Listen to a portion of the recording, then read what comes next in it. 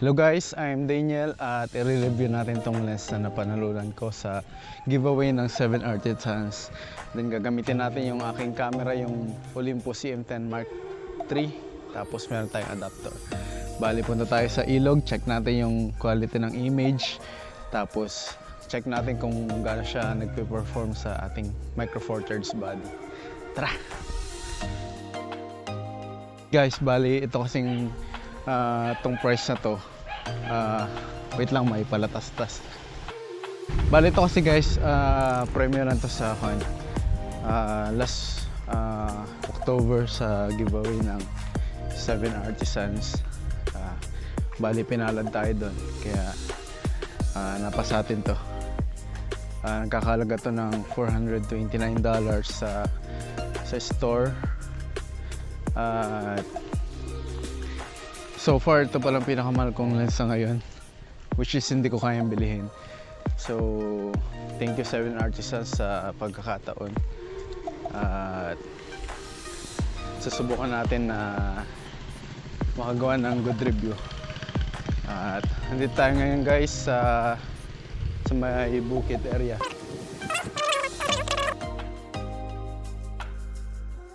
Lakad muna kami dahil medyo maingay sa bahay at saka mas maganda mag-review ng lens dyan sa ilog. Dyan tayo magre-review.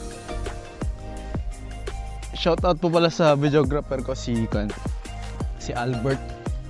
Albert Nicolas. Ay hindi Albert Gonzales.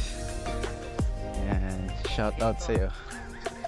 Ang talent film mo dyan, Gwan. Isang Bear Brand sakto. Yan guys, pag nag-purchase kayo ng ganitong lens, bali meron siyang ganito leather pouch at meron siyang carrying pouch. So far, the best ng leather pouch dahil protected yung lens natin. Since hindi siya ganun kamura, kaya kailangan mo talagang alagaan. Dito tayo sa probinsya. So, ito yung Province Feels.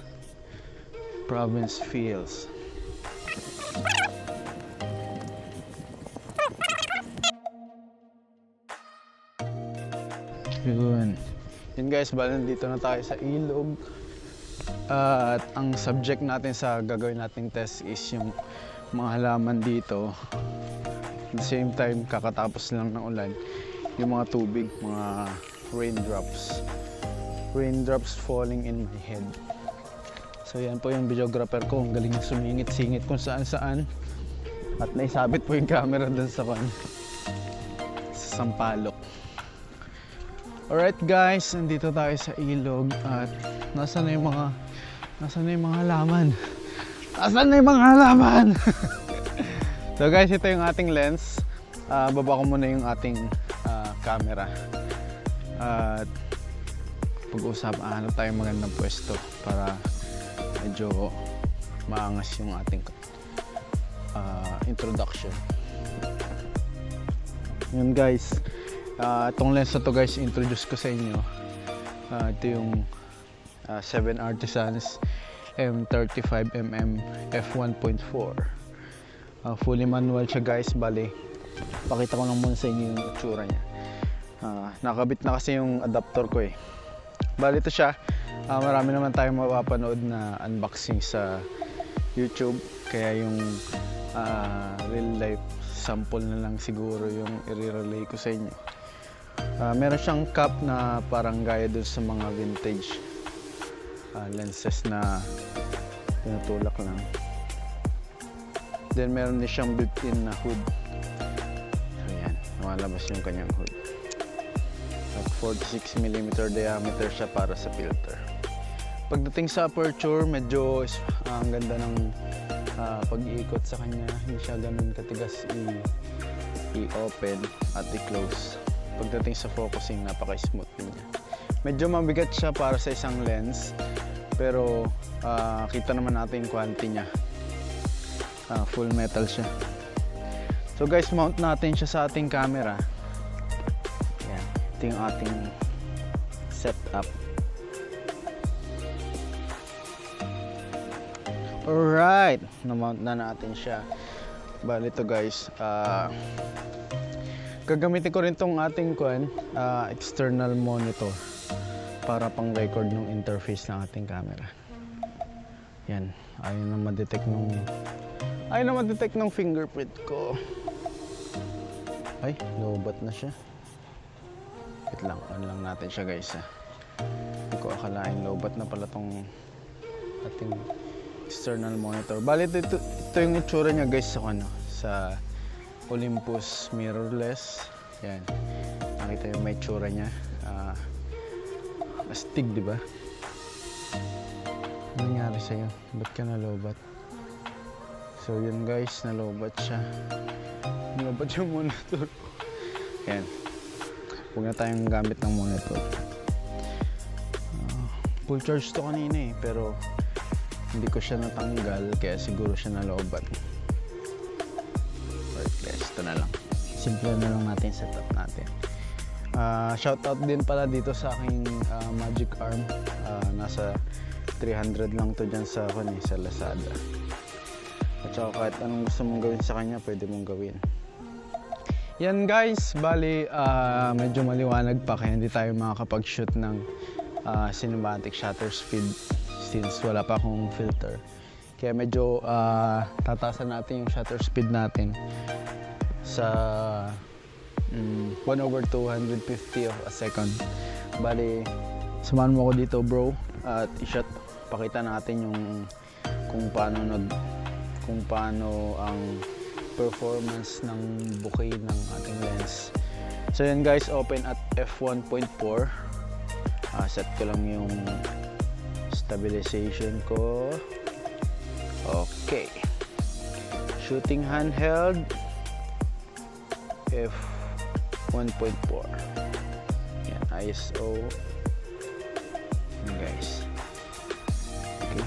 Ang medyo problem lang natin, lalo na pag medyo candid shooter tayo, medyo hindi natin siya pwedeng ilapit ng mas malapit sa 0.7 meters, kaya pag mag-ring shot tayo, hindi siya advisable. So yan guys, shooting handheld, laruin natin yung focus, pull natin.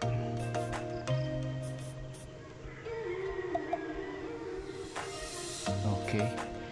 Yan guys, ikot pa tayo dito, capture pa tayo ng mas maraming footages gamit ng lens na to.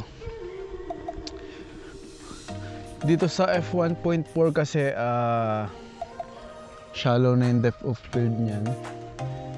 Pero pwede natin siyang i-focus.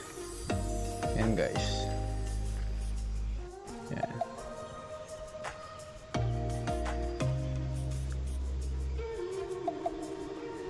Okay. Yan.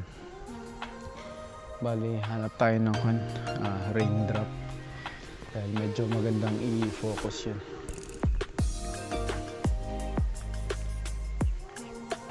Yan guys.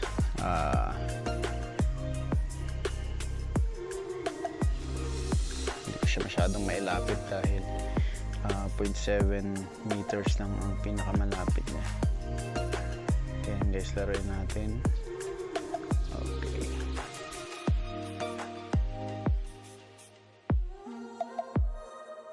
So ito guys, kuha pa tayo ng maraming sample.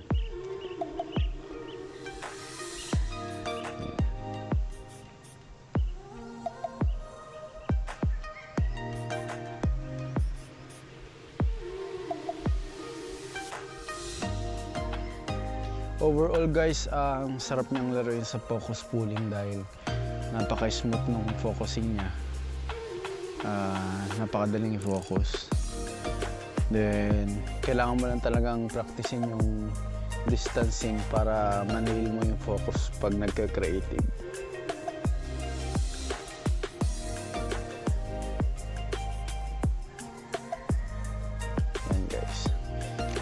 Kagandahan lang kasi sa mirrorless guys, meron tayong mga focus assist features na gaya nito, pwede nating i-zoom in yung ating subject Then ating i-focus yung ating subject. Okay. Yun. Yung kagandahan sa mga mirrorless. Pero pwede rin natin itong i-adapt sa ibang mga camera prior na meron tayong mga adapters. Ito guys, testing natin mag-pulling dito. Since malapit ang focusing niya, ganito lang tayo kalapit sa ating subject.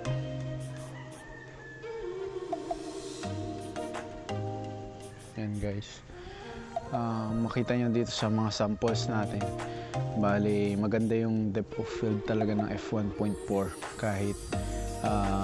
kahit sa mga Micro Four Thirds, which is crop factor nito is 2 times kaya imagine kung minount mo to sa full frame, mas creamy yung bokeh niya.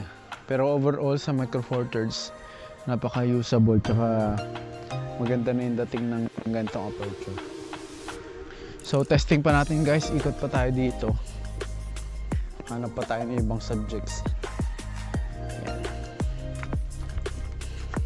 Kaya gaya ng sinasabi ko kanina, medyo malayo yung focusing distance niya, kaya medyo mahirap mag-shot ng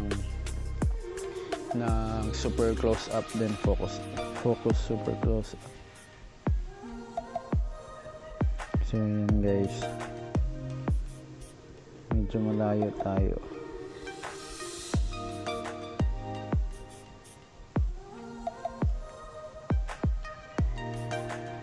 Pero overall bokeh, napakaganda niya. Napakaganda na ng output niya.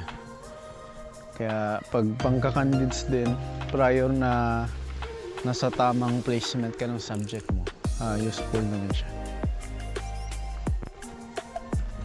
So guys, shot pa tayo ng iba.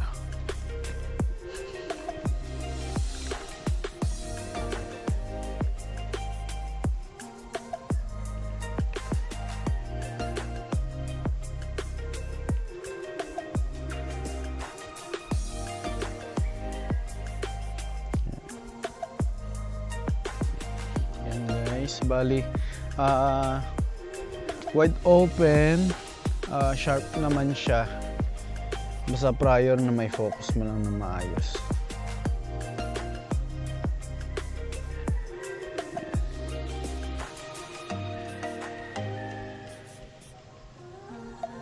Kung mapapansin nyo yung background blur nya, maganda na.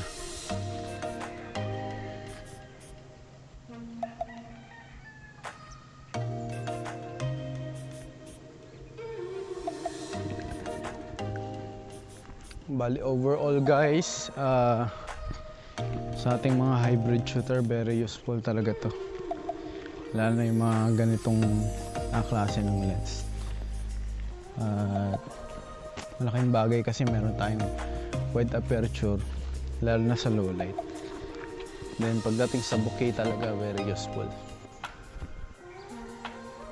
Sample bokehs natin sa f1.4.